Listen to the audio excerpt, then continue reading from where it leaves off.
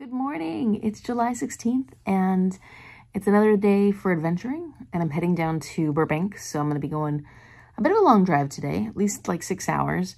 I do want to hit a couple places on the way, so we'll see how long that takes. I had a benefits enrollment meeting this morning. Isn't that exciting? Because of the time that I subbed, I did get to have benefits for the rest of the summer.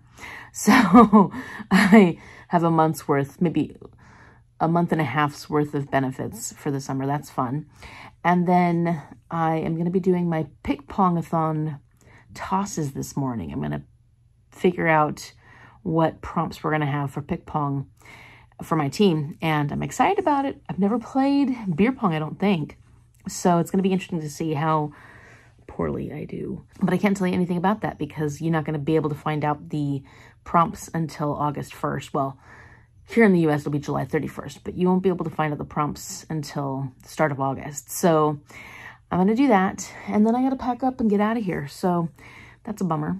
It feels like it went really quickly, but I'm going to do that. What did I do last night? I really only read like 3.5 chapters worth of Good Girl's Guide to Murder because I was too sleepy to read too much more than that. So it was fun so far. I don't have any big thoughts about it yet, and there's not enough going on. It definitely feels very YA, which is fine, was what I expected. I don't have much more to say, though, as far as like what I feel about the characters, what I feel about what's going on yet.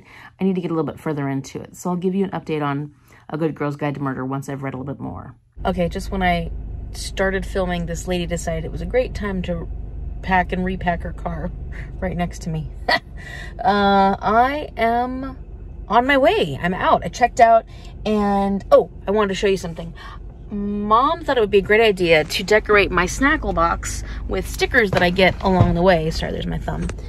Ooh, dropped you.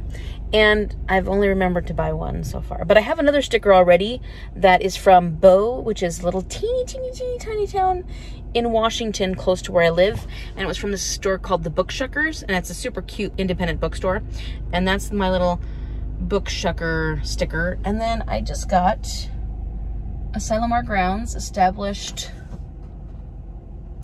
Conference Grounds, established in 1913. And here in Pacific Grove, they're known for having the monarch migration. Huge thing. I've never actually come to the monarch migration before. I've been in this area when the monarchs have been migrating. Big thing that happens in this area. So I'm on my way to Carmel because there's a house, a Julie Morgan house there. And I'm going to get breakfast at this place called Dutch Donut Bros or something like that. It looks really good, and it got really good reviews. So I'm going to get some coffee, a donut or two, and then I'm going to head off to Hearst Hacienda, which was a place that was built by Julie Morgan for Hearst's employees. Was that what it was originally built for? I can't remember. They've turned it into a hotel now. I'm not staying there. Like, the prices are really cheap, but there's no guaranteed air conditioning, and the temperature's gonna be like 90 something out there. And I'm like, nope, I've had enough of that. And then I'm gonna head straight down to Burbank. So that's gonna be about a 6-hour drive overall. I probably will get into Burbank pretty late tonight, especially if I'm stopping off at those couple of places. And so we'll see how the ride goes. Once I finish The Girl with the Dragon Tattoo, I'll try to give you a review and an update wherever I'm at. I have no clue where that came from. I mean, I know there's a book called that, but it's not like I've thought about it hardly ever. The Girl Who Drank the Moon. If I don't get a chance to do that before I go on to the next audiobook, I'm going to start listening to The Time Machine by H.G. Wells, because I want to make sure I get that one done with plenty of time to spare for the Tales from Two Trails, because last night on the live show, people were being like, oh, Amy, don't worry about it anymore for Tales from Two Trails. Team Elephants were trying to throw me off and get me to not get my team points. And I'm like, nope, we're going to win. Team Elephants. I almost did it again. Oh my gosh. Team Pirates. We're going to win. I'm not Team Elephant.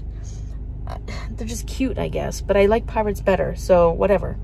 Look how big this thing is. It's like gigantic.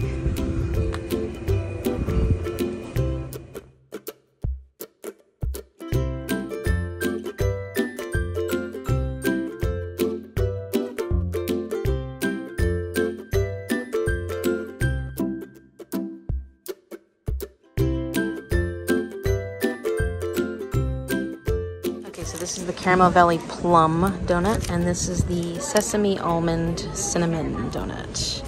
And I got a latte. Okay, so those donuts were amazing because they were made to order, so they were warm, totally warm and delicious.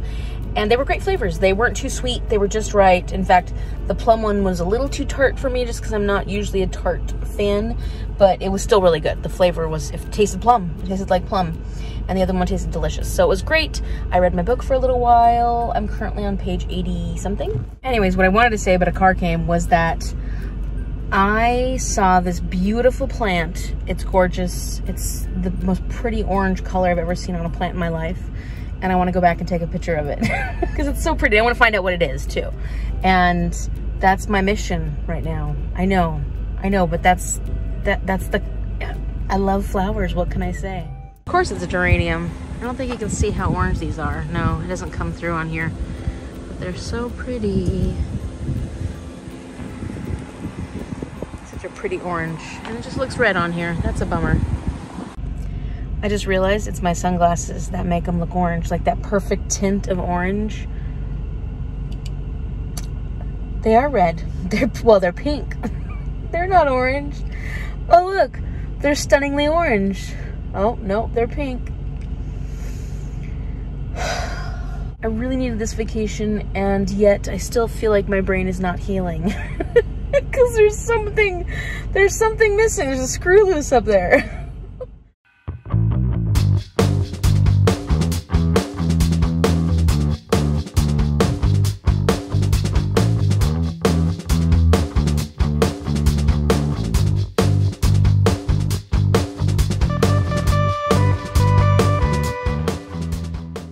Okay, so I made it all the way out here to where the hacienda is, Hearst's Hacienda, and it's on an active military base. And I think I could easily, well, I don't know about easily, I think I could go in to be able to see it, even without a hotel reservation, but I'm just not feeling like dealing with it. So I can see part of the building from here, and it's pretty, but I think I might just drive down to Burbank because it's hot out here, and I see that there's a fire starting somewhere out in the distance. You see that? Yeah, it wasn't that big when I first started driving this way. So I don't want to get stuck anywhere because there's a fire going on. California, it's fire season. Summertime is fire season. So I think I'm gonna try and make sure I miss that. Yeah, it's much bigger than it was when I was first driving by here. So we'll see what happens. Fingers crossed I don't get stuck on this side of, I need to get to that side. Oh no. And of course, my route is taking me right towards all of this. Let's hope there's nothing crossing the freeway. I don't know if it's coming from ahead or if it's just coming from the side. Well, it's coming from the military base, so I'm guessing most likely it's controlled, whatever it is. My way is clear, so I'm okay. I'm getting some pizza for late lunch, early dinner in San Luis Obispo. And then I'll probably get into Burbank around 9 p.m. tonight. I did end up finishing The Girl Who Drank the Moon, and I don't think I'm gonna rate it right now. I mean, I really loved it. It was so fantastic, and the end did make me cry. And actually, there were parallels between the ending and some of the themes of the story and what I was reading in Matt Haig's The Comfort Book. There were definitely aspects of that. Everything is one, and everything comes from the same thing. We're all one sort of thing, you know, like we're all part of the same world. We all come from the same earth.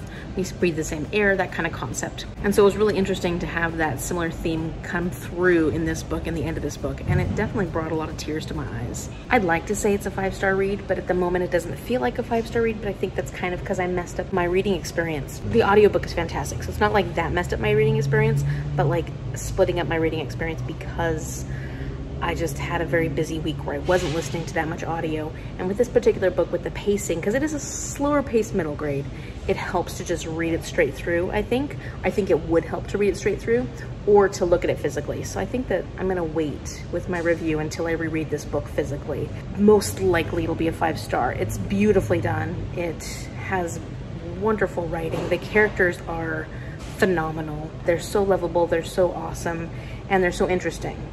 And so I think Blurk is my favorite character. I just love him. I want to be like Blurk.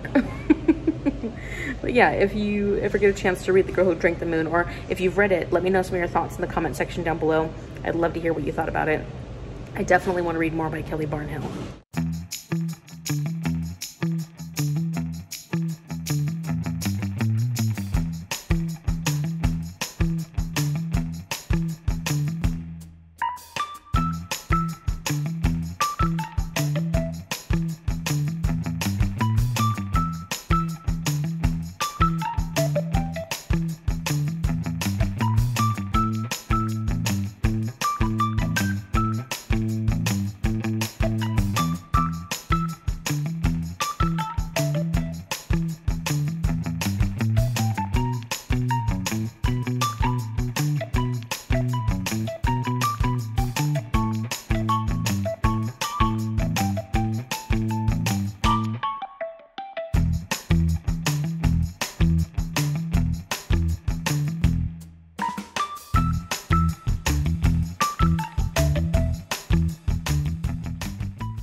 Okay, definitely an instance where I completely forgot to sign out for the night.